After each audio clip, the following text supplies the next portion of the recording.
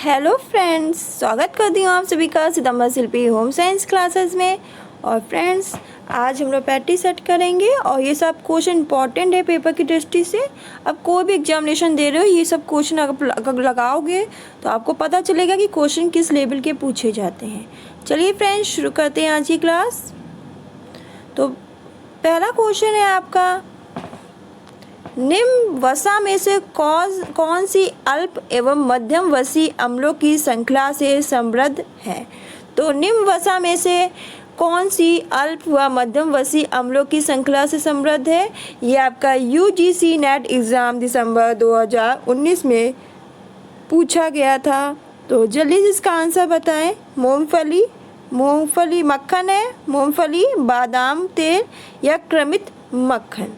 तो निम्न वसा में से कौन सी अल्प और मध्यम वसी अम्लों की श्रृंखला से समृद्ध है। मक्खन है आपका, मूंगफली है, बादाम का तेल, क्रमित मक्खन।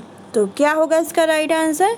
तो मैं बताना चाहती हूँ कि जो मक्खन है, तो मक्खन अल्प एवं मध्यम वसी अम्लों की श्रृंखला से समृद्ध है। ये आपका यूजीसी नेट एग्ज़ाम दिसंबर 2019 में पूछा गया था। फिर नेक्स्ट क्वेश्चन आपसे आता है कि निम्न में से कौन सा स्वस्थ वसा माना जाता है। ये टीजीटी उत्तराखंड में पूछा गया था आपका क्वेश्चन 2017 में।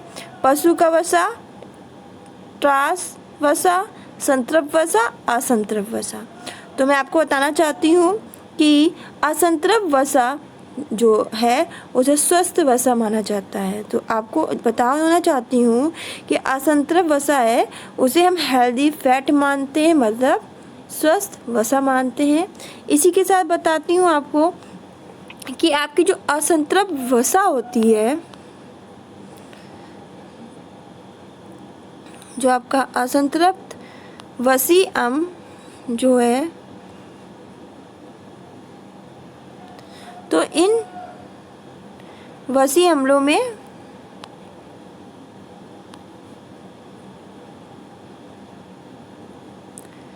कार्बन, हाइड्रोजन की संख्या जो होती है उसमें क्या होता है, असमानता होती है। क्या होती है, असमानता। तो असंतृप्त वसी अम्ल, इन वसी अम्लों में कार्बन में आपकी हाइड्रोजन की संख्या में क्या होती है, असमानता होती है। साथ ही बताना चाहती हूँ कि हाइड्रोजन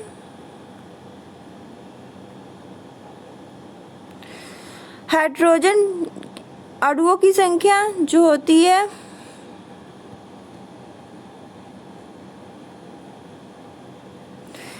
कार्बन की अपेक्षा कम होती है।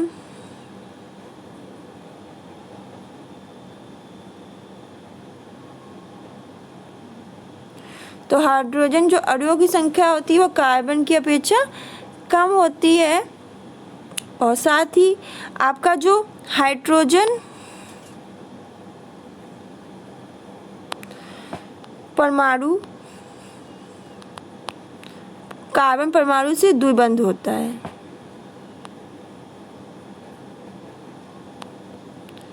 कार्बन परमाणु से क्या होता है, द्विबंध होता है। कहीं कहीं होता है कि जो वसी अम्लों में, तो कहीं कहीं वसी अम्लों में दो या दो से अधिक, कहीं कहीं होता है कि वसी अम्लों में दो होगा या दो से अधिक क्या होते हैं, द्विबंध होते हैं।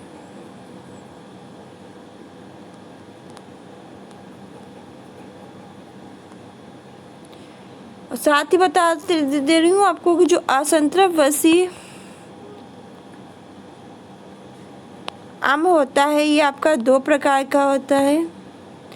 पहला आपका आता है मोनो असंतृप्त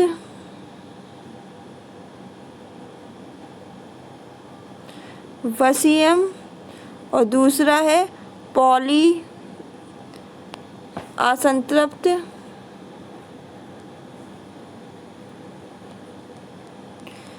वसी अम्ल। तो ये है। तो अब नेक्स्ट क्वेश्चन में पढ़ते हैं। नेक्स्ट क्वेश्चन आपका है कि शाकाहारी आहार में समानता कमी होती है। ये आपका UPLT जुलाई 2018 पूछा गया था कि शाकाहारी आहार में समानता कमी होती है संतृप्त अम्ल की, रेशे की, असंतृप्त अम्ल की, विटामिन सी की।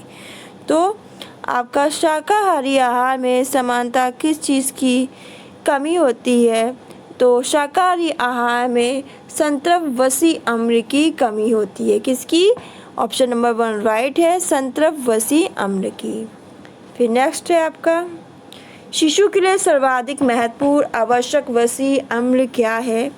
शिशु के लिए महत्वपूर्ण आवश्यक वसी अम्ल क्या है? यह आपका UPLT जुलाई 2018 में पूछा गया था क्वेश्चन। दो आपका कौन सा है इसका राइट आंसर? तो इसका राइट आंसर है आर्किडोनिक अम्ल। तो राइट आंसर सी है, शिशु के लिए सर्वाधिक महत्वपूर्ण वसी अम्ल है आर्किडोनिक अम्ल। तो ये आपका UPLT जुलाई 2018 में कुछ पूछा गया था, क्वेश्चन आया था। फिर नेक्स्ट क्वेश्चन हम लोग देख लेते हैं, निम्न में से कम मात्रा में संतृप्त वसी अम्ल होते हैं। तो निम्न में से सबसे कम मात्रा में संतृप्त वसी अम्ल होते हैं। उत्तराखंड असिस्टेंट प्रोफेसर 2015 में क्वेश्चन पूछा गया था। नारियल का तेल, सरसों का तेल, खजूर का तेल, मूंगफली का तेल। तो निम्न में से कम मात्रा में संतृप्त वसी अम्ल होते हैं। तो नारियल के तेल में कि सरसों के तेल में, खजूर के तेल में कि मूंगफली? तो मैं बताना चाहती हूँ आपका राइट आंसर है आपका सरसों का तेल। तो सरसों के तेल में सबसे कम मात्रा में संतृप्त वसी अम्ल होते हैं, जबकि आपको मैं बताना चाहती हूँ जो आपका नारियल का तेल है, मूंगफली का तेल है, खजूर की तेल है, इसमें अधिक मात्रा में संतृप्त वसी अम्ल होते हैं। इसमें क्या होते हैं? अधिक मात्रा में, और सरसों के तेल में कम मात्रा में। फिर नेक्स्ट क्वेश्चन है, वसा के पाचन के लिए कौन सा एंजाइम आवश्यक है? GIC एग्ज़ाम 2017 में पूछा गया था। वसा के पाचन के लिए कौन सा एंजाइम्स आवश्यक है?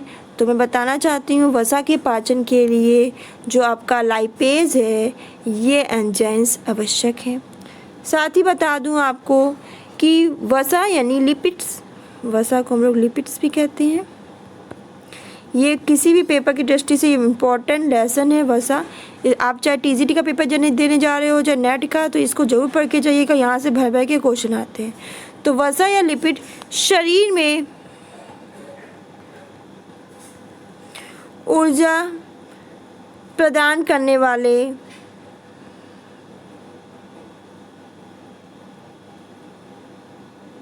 पोषक तत्व हैं।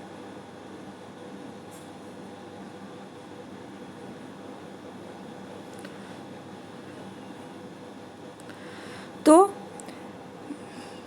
वसा या लिपिड शरीर में क्या करते हैं? ऊर्जा प्रदान करने वाले पोषक तत्व हैं। और ये जो प्रकृति है उसमें स्वतंत्र रूप से विद्यमान रहते हैं। साथ ही बता दूं जो प्राणी हैं, प्राणियों में वसी ऊतकों में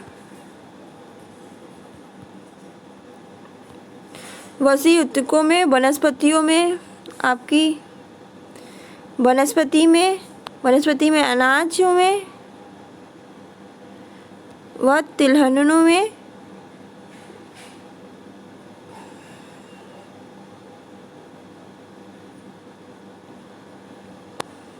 तो आपको मैं बता दूं कि प्राणियों में ये वसी ऊतकों,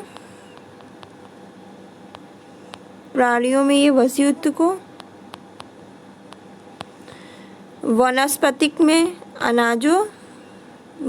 में ये अनाजों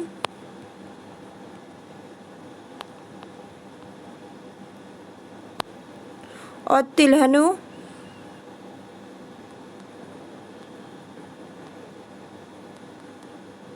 फिर से लिख रही हूँ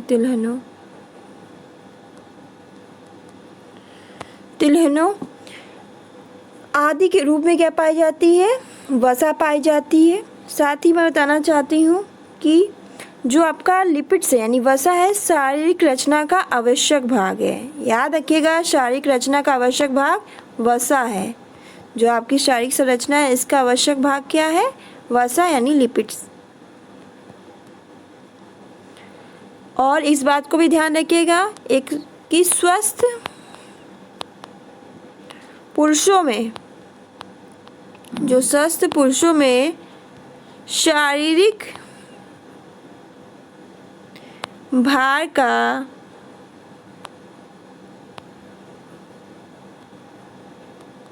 15 से 20% जो है स्वस्थ पुरुषों में शारीरिक भार का 15 से 20%, और जो स्वस्थ महिलाएं हैं उनका 18 से लेकर जो महिलाएं हैं स्वस्थ, उनमें 18 से लेकर 25% हिस्सा वसा से बना होता है। तो स्वस्थ पुरुषों में कितना? 15 से 20%। फिर से बता रही हूँ, स्वस्थ पुरुषों में आपका 15 से 20% और स्वस्थ महिलाओं में आपका 18 से 25% हिस्सा वसा से बना होता है। इस बात को लिख लीजिएगा, कहीं क्वेश्चन ये पूछा गया है तो इम्पोर्टेंट है कि स्वस्थ जो महिलाएं हैं उनका कितना प्रतिशत हिस्सा वसा से बना है, तो 18 से 25। अगर ये आए तो लिख लीजिएगा। फिर निम्न वसा MUFA का सर्वोत्तम साधन है। तो निम्न वसा MUFA का सर्वोत्तम साधन है सूरजमुखी का तेल, सोयाबीन का तेल, नारियल का तेल, जैतून का तेल।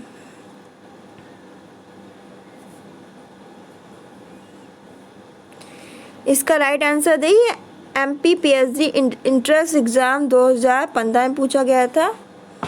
इंट्रेंस एग्ज़ाम में क्वेश्चन पूछा गया था वसा से। निम्न MUFA का सर्वोत्तम साधन क्या है? सूरजमुखी का तेल, सोयाबीन का तेल, नारियल का तेल कि जैतून का तेल? जल्दी से बताएं। तो मैं आपको बता दे रही हूँ कि इसका राइट आंसर है जैतून का तेल। क्या है? जैतून का तेल। इसके अलावा इसका सर्वोत्तम साधन मूंगफली का तेल भी है और सरसों का तेल भी है। इसको भी ध्यान रख लीजिएगा, शायद क्वेश्चन आए। फिर नेक्स्ट है आपका ताप से पदार्थ कोएगुलेट हो जाते हैं। ताप से पदार्थ कोएगुलेट हो जाते हैं। MP PhD इंट्रेंस एग्ज़ाम 2015 में पूछा गया था। कार्बोज, प्रोटीन, विटामिन, वसा। तो इसका राइट आंसर क्या है? तो ताप से डैश पदार्थ कोएगुलेट हो जाते हैं। MP PhD इंट्रेंस एग्ज़ाम आपका 2015 में पूछा गया था। तो ताप से जो वसा पदार्थ हैं वो कोएगुलेट हो जाते हैं।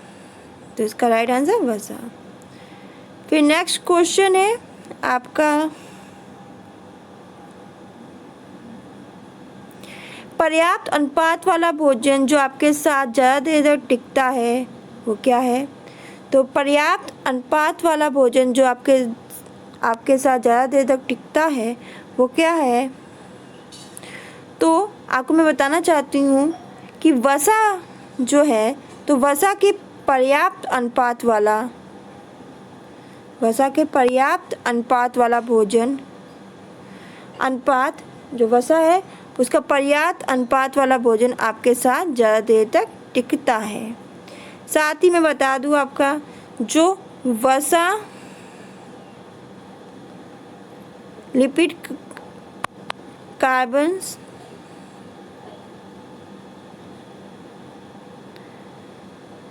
वसा है वो लिपिड कार्बन वसा या लिपिड्स हम कह सकते हैं। वसा और लिपिड्स एक ही बात है। तो वसा लिपिड्स तो कार्बन, हाइड्रोजन और ऑक्सीजन का, फिर से बता दे रही, हाइड्रोजन, ऑक्सीजन के यौगिक होते हैं। तो वसा यानी लिपिड कार्बन, हाइड्रोजन, ऑक्सीजन के क्या होते हैं? यौगिक होते हैं। इस बात को ध्यान में रखिएगा। साथ ही बता दूं मैं कि कार्बन और हाइड्रोजन की मात्रा अधिक होती है, बहुत अधिक होती है, और ऑक्सीजन की जो मात्रा होती है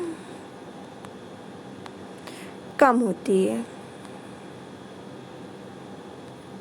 कार्बन, याद रखिएगा आपका जो कार्बन है, कार्बन हाइड्रोजन की मात्रा बहुत अधिक होती है, ऑक्सीजन की मात्रा कम होती है और ये जल के अणुओं की ओर आकर्षित नहीं होते और जल के जो अणु हैं उनकी ओर आकर्षित नहीं होते।